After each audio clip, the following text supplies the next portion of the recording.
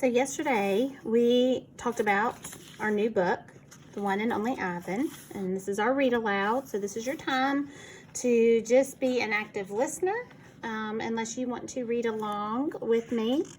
So we met Ivan yesterday, and we learned about how he looks. We learned about what a silverback was. And so let's start on page 6 with where he lives. The Exit 8 Big Top Mall and Video Arcade. I live in a human habitat called Exit 8 Big Top Mall and Video Arcade. We are conveniently located off I-95, which shows 247, with shows at 2, 4, 7, and 7, 365 days a year. Mac says that when he answers the trilling telephone, Mac works here at the mall. He is the boss. I work here too. I'm the gorilla. At the Big Top Mall, a creaky music carousel spins all day, and monkeys and parrots live amid the merchants. In the middle of the mall is a ring with benches where humans can sit on their rumps while they eat soft pretzels. The floor is covered with sawdust made of dead trees. My domain is at one end of the ring. I live here because I am too much gorilla and not enough human.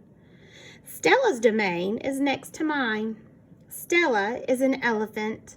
She and Bob, who is a dog, are my dearest friends. At present, I do not have any gorilla friends. My domain is made of thick glass and rusty metal and rough cement. Stella's domain is made of metal bars. The sun bear's domain is wood. The parrot's is wire mesh. 3 of my walls are glass. One of them is cracked, and a small piece, about the size of my hand, is missing from its bottom quarter. I made the hole with a baseball bat Matt gave me for my 6th birthday. After that, he took the bat away, but he let me keep the baseball that came with it. A jungle scene is painted on one of my domain walls. It has a waterfall without water, and flowers without scent, and trees without roots. I didn't paint it, but I enjoy the way the shapes flow across my wall, even if it isn't much of a jungle. I am lucky my domain has 3 windowed walls. I can see the whole mall and a bit of the world beyond. The frantic pinball machines, the pink billows of cotton candy, the vast and treeless parking lot. Beyond the lot is a freeway where the cars stampede without end. A giant sign at its edge beckons them to stop and rest like gazelles at a watering hole. I love how everything, according to this gorilla, is put in terms of animal terms. For instance, the freeway where cars stampede, animals stampede. Cars just drive fast along the road. And then how he's comparing the giant sign at its edge, kind of like gazelles, the simile of comparing it to gazelles at the water hole. Gazelles are like antelope-like type animals in Africa. Also, the visualization I have back when he was describing his domain, his habitat, and how a jungle scene is painted on one of the domain walls.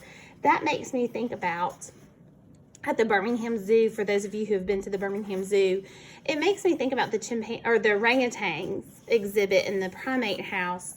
And that is just so sad to me. It's a really big open, well, not open, it's closed in, but a big area, but it's very dark, and they have fake trees, and they have swings and things like that, but everything is pretty fake in there. And it's, to me, one of the saddest exhibits at the zoo, because they just look sad, the orangutans, and it's just a very dreary looking home. Now, it may have been remodeled in recent years, but the last time I saw it, it had not. So this hearing Ivan describe his domain really makes me think about those orangutans at the Birmingham Zoo, and how, in my mind, it's crazy that these animals are in the mall like this. I want you to imagine the Jasper Mall, and you've got the center area by the food court, and that's almost kind of like a ring, I guess you could say, but his habitat is in this big centered area that,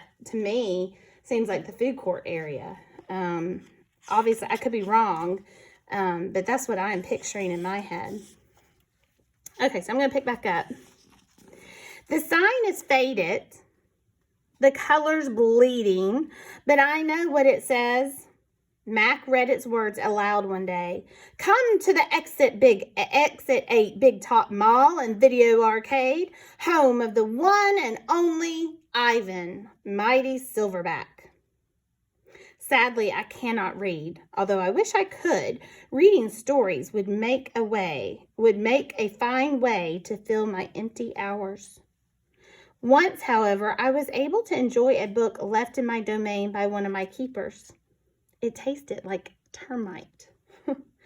The freeway billboard has a drawing of Mac in his own clothes and Stella on her hind legs and an angry animal with fierce eyes and unkempt hair. The animal is supposed to me, but the artist made a mistake. I am never angry.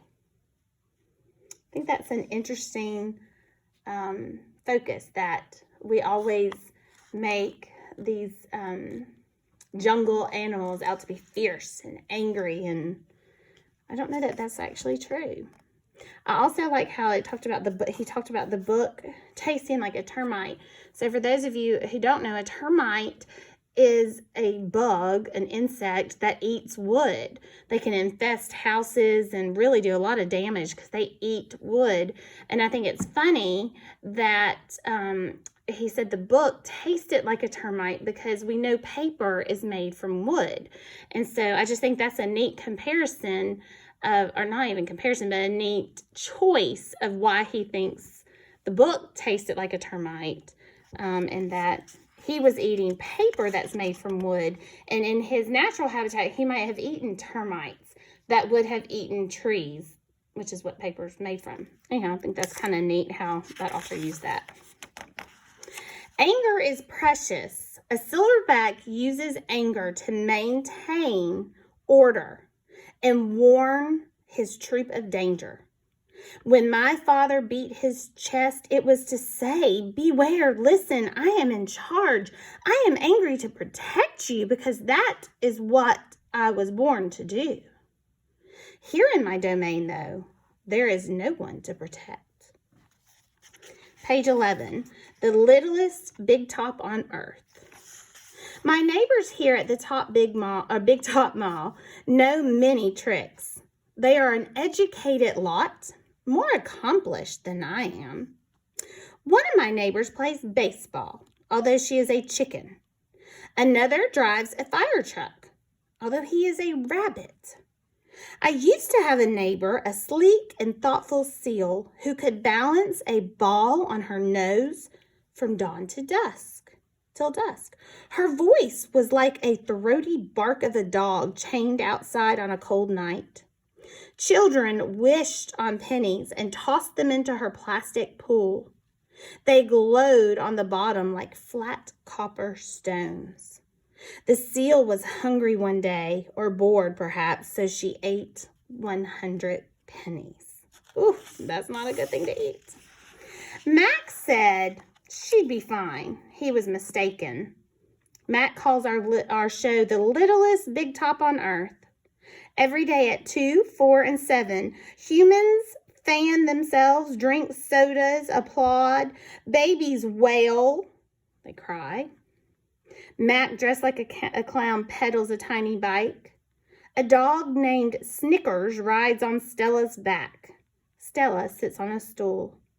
It is a very sturdy stool. I don't do any tricks. Max says it's enough for me to be me. Stella told me that some circuses move from town to town. They have humans who dangle on ropes twining from the tops of tents. They have grumbling lions with gleaming teeth and a snaking line of elephants, each clutching the limp tail in front of her. The elephants look far off into the distance so they won't see the humans who want to see them. Our circus doesn't migrate. We sit where we are, like an old beast, too tired to push on. I don't know about you guys, but this book is full of similes. Remember, similes using a comparison using the words like or as. I want you to be on the lookout and listening to hearing similes and picking out similes from the book. After our show, humans forage through the stores. A store is where humans buy things they need to survive. At the Big Top Mall, some stores sell new things like balloons and t-shirts and caps to cover the gleaming heads of humans. Some stores sell old things that smell dusty and damp and long forgotten. All day, I watch humans scurry from store to store. They pass their green paper, dry as old leaves and smelling of 1,000 hands, back and forth and back again. What's that green paper? Money. They hunt frantically, stalking, pushing, grumbling. Then they leave, clutching bags filled with things, bright things, soft things, big things. But no matter how full the bags, they always come back for more. Humans are clever indeed. They spin pink clouds you could eat. What are those pink clouds? Have any of you ever had cotton candy? They build domains with flat waterfalls, but they are lousy hunters. And we're going to stop there today. And we'll pick up with chapter Gone on page 14 on Wednesday. I hope you enjoyed Read Aloud.